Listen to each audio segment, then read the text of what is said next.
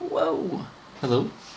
I'm disassembling a camera called... where's the nameplate? I am filming against the sunlight. Start. Because forward to the sunlight, who gives a damn, right? Anyway. Mine was rather used good. This is the original lens, the Helios 44. There are visible sort of micro scratches on it. Everything else, there's the dent. I personally chopped it once, of course after buying it, so that's cool. It was crusty all around. There's the screen, the 100% viewability screen, or whatever it's called. And yes, mine was, like I said, crusty, rusty, everything. I've cleaned it up a bit from this, which, like I said, is crusty, rusty. You can see there's a lot of everything, you know, like it's been through something. And yeah, it worked, sort of worked, right? The how they call the cogs, or I don't know if the small cogs are called that kind of way, but yeah, they were rather corroded. That is the word. I am filming like a pure idiot. These ones, right, that you can visibly see whilst opening the back of it, they were corroded. The green one, because they are brass, as I believe. The speeds, they worked, but the 1 second and a half second, they were iffy, right? So yeah, it was good. It was I mean, it was a tad bit unclean, I guess, right? And everything, and I cleaned it. I was disassembling it, and I'll be showing you how to disassemble it more than I have today, because there's a big problem. Maybe you'll be able to guess what it is. I'm trying to turn this one. I'm obviously turning the whole shutter mechanism, but this is, I think, the good part still. Maybe not. Anyway, instead of painstakingly doing this nonsense, basically this, no, exactly, you're not seeing anything.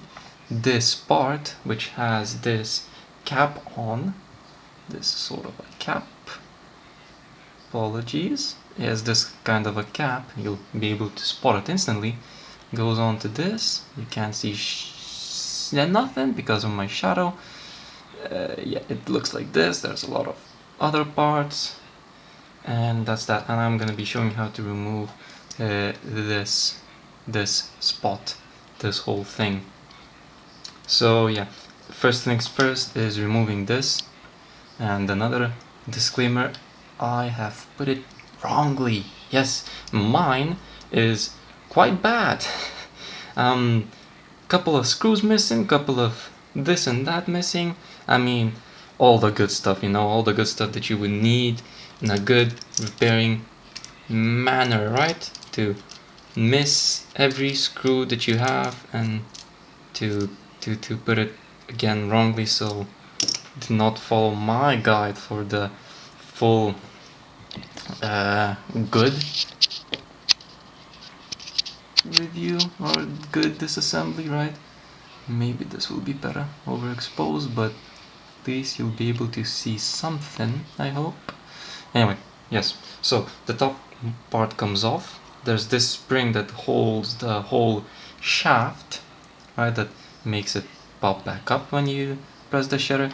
Where is my focus? Using a manual lens, by the way, because hell nah to the modernity, right? Embrace tradition, right? Then you take off the cog that was up there. Goodness me, what kind of a glare is this? Can I change anything? I'm using the Nikon and I don't film on it. Maybe this will be better. Right, anyway, this comes off. There's this piece, this cog. Hold on, I'm gonna get my shot on. This cog that has a screw that I've put a wrong one in, so I'll have to fetch it out somehow, right? This is connected to this part, which is one sort of big one. It has one screw, do not lose it. It also is being held by this one, which you'll have to sort of disassemble. Oh, which is pain to assemble. So good for me. This whole part, this whole goodness me, the things, the tracks that take over the film itself, right?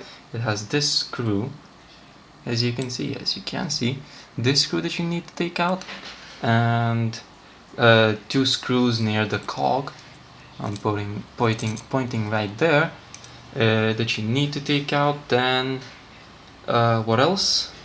This clip behind this is a clip, and then a washer, the mini washer, right? There's this washer also. What else? What else is there to tell?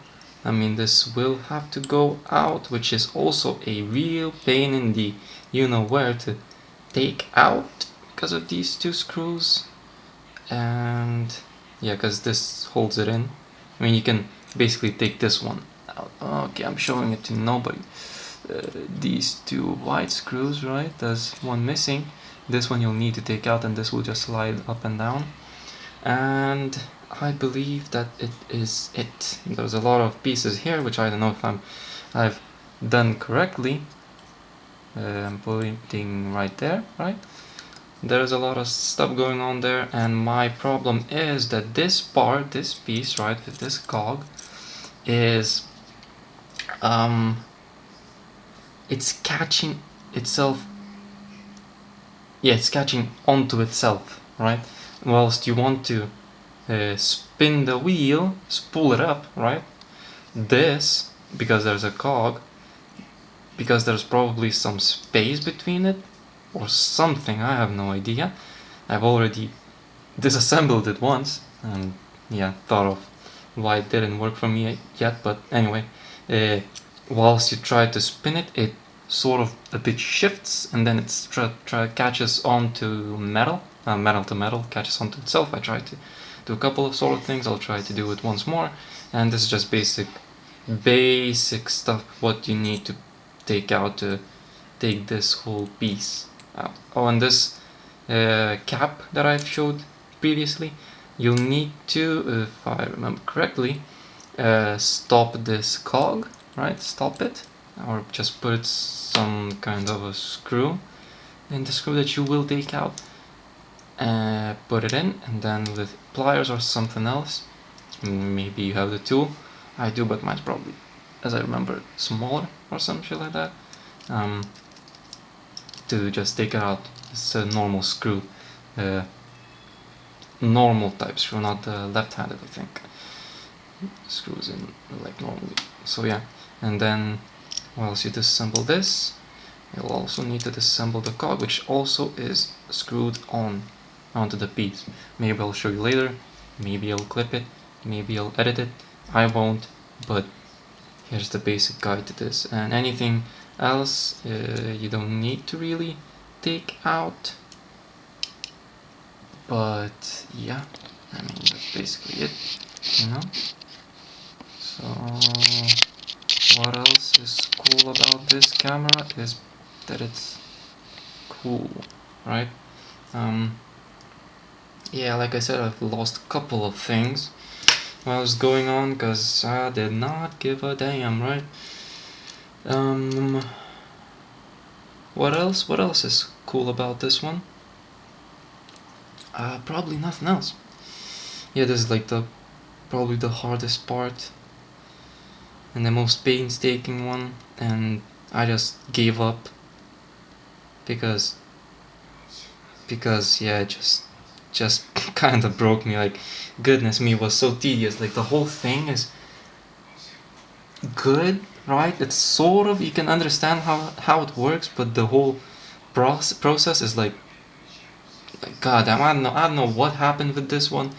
Maybe it burned me out, but god damn, was it just fucking hell for me. I have no idea. It just wasn't good. I don't know. I like this camera. I want to like it. I want this to work. Because I've spent 25 euros on it. And this is a lot of money for me. And I don't want this to be just a goddamn decoration piece, you know?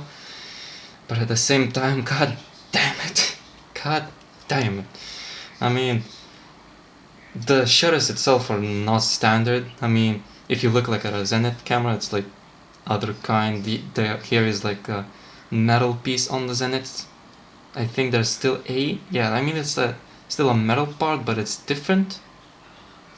If I am not pulling information out of you know where. So yeah, it kinda resembles a Pentagon 6. Yeah, it kinda does resemble, but this whole shaft, this whole thing of changing the speeds is different. What else? Yeah, the double cogs. I'm probably showing this to no one, because god, I don't know, just yapping. Yeah, the whole mirror is held up by a nylon string. Ka-cha. So that is cool, you know. So that's probably it. Oh, and by the way, do be careful if you have disassembled it like this, sort of, right? It has a risk of flipping out the screen itself. So do be careful on that. I've maybe put some couple of screws, you know, maybe done some bad things to it, but yeah, do be careful on that, because I'm trying to learn what the hell it is. And yeah, do be careful on this one. So yep, good luck. Nope, this is gonna be as good as it can get. Anyway, this is the definitive guide to start the camera. Okay, good enough. Anyway,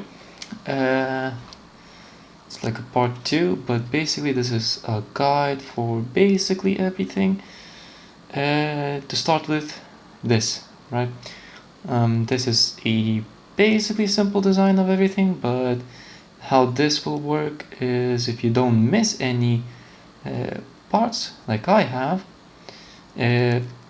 you'll have 2 screws, which is one is here, the other one is there in the like crevice or something like that, right? You can see one of those. So those will control this whole part. Those are really needed. This is basically really simple. I mean, I think I've explained it in my previous part or whatever I've been doing. And basically what I've been doing this now is this, the mirror mechanism, right? So how does this work? If you weren't as dumb like me and didn't remove this fully, the spring, it'll be much easier to do everything. Basically, how this works, basically there's a nylon string that goes through there, and it spools up and brings the mirror up, and that's how it goes down. Then there's this part which keeps it from also going here, and then this part that releases it, also with the button that actually releases the bottom part through here, through that part, which activates sort of like this. So that's that, all in quick succession. And like I said, if you weren't as dumb as me, won't be really much problems for you. But what I'm talking about is this whole section. It's really hard to tell you, but there is a section of this. You see the metal shiny part, then there's another shiny part, and you can see this, which spins with this drum sort of like thing, right? Whereas the with the nylon string that you can see, it spools up. Then there is behind the spring, you can see this, right? This, it's like a, if you remove this, you'll obviously see, which has a sort of a derailing sort of effect, a derailer sort of a thing, right? Which, with that part, it derails the catchy thing and then releases so it doesn't really hold on forever until you manually reset it. There's a thing for the mirror, right? So that's that. So the whole way of controlling this is to move that derailer part. That's the whole control of this, the whole mechanism of it, of how it properly works. So you need to move it back and forth so it derails that part, that one singular part, and then to not catch on that the same part, and for the string to be back at its position. So I did all of those things except for the nylon string to correctly be set like this, right? As you can see, in tension and in correct position. So yeah, that's the finicky part. So I've put, hard to really see, this, yeah, hard to see. You can see this plate. I've made this plate which I glued onto this back plate so that the nylon string doesn't catch onto the derailleur, and so it doesn't basically doesn't catch. If it catches, it doesn't want to fully close. So that's the whole thing, and yeah, that's the whole sort of principle of the mechanism in works for this part, which is really finicky and sort of really too hard to make it right. So yeah, put some glue, gonna put some more glue, and that's it, basically how it works. And yeah, let's try it. Let's see. Right, you can see it didn't catch, so it can really move like this. The nylon string, it it did not. As you can see, one sec, I'm gonna show you. It's hard to really show. Where's the focus? You can see I'm moving parts. You see this part? It's the one that nylon string catches onto or is fixed to. So it should be at some kind of a spot where it is in tension. But mine is stuck somewhere, which probably won't be that much of a bad thing, you know. The thing is, so it doesn't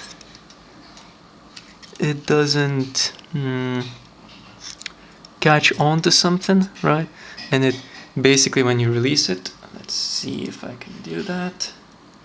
I'll hold the thing down, and then right, it made it in place. One sec. You have the shutter mechanism. Okay, it even overshot again. So I may have to do something again. You can see that it's not in tension, right? And it's over the thing. So, I mean, it also isn't really that bad, as long as it works. And for this kind of camera that I've bought, yeah, now it's in tension. You see, the thing moved up. Goodness me. You see, that's the thing moved up. So now it's in tension. Even though if it would be there, I've put this in place so it doesn't really catch on to something that's below it. So it should be fine when trying to fire it again, right? So I did this again. I'm gonna do this. Let's see. The mirror went up. Oh, and now it's in position again, in the right position. So that's basically the whole principle of the whole mirror, goodness me, of the whole mirror mechanism. So yeah, do try not to remove these things, because you'll end up doing this whole back and forth thing. And I mean, if the nylon string would break, I mean, I would just take the whole mechanism, this part, so it's probably not in focus, this whole part, because it comes out with these 3 screws and this whole back. So yeah, just be an opportunity to fully disassemble this, which would be interesting. But I've had quite enough of, let's say, fun with this thing. So yeah, that's the 2 main things that I've had to deal with. Oh, and you see these 2 screws. Oh my goodness, one sec, where's the focus? Ah yes, these 2 screws, right? These 2 screws, I don't know if they are correct for this part. These 2 parts, there's one missing, so don't worry about that. It's like a hollow part that catches onto this whole cylinder type part that goes from here to here, right? So because these 2 parts, these 2 screws are close to one another, I don't know if they're supposed to be in some sort of correct position, but in my case, probably won't see in camera, they are, because they grab onto the part just slightly, doesn't really go flush or straight, so it bends a bit. So if you forward the thing, right, do this, it actually wobbles it a sort of tiny bit, and then this gets just bad. And you get what I'm trying to say. So my idea was to drill another hole through the other side and to make another screw type stuff, probably like here, or some like symmetrical to the other side, and then also screw it in so it would be more straight into the whole thing. Because yeah, I mean, it just, either I'm missing some parts, which either way I am, or it's just some bad design. I don't really get it. Basically, this is the whole flesh and blood of this thing. Yeah, mine isn't the best one. It's the 62, so 62nd year, or not the 67th, but 1962 made. So yeah, it's not the best, I'm gonna tell you. So yeah, that's all the kind of parts that I'm having everywhere. I know where each part goes right now, so it doesn't really matter. So that's basically how this whole thing operates, the most important parts of this whole camera. So yeah, bet that's it.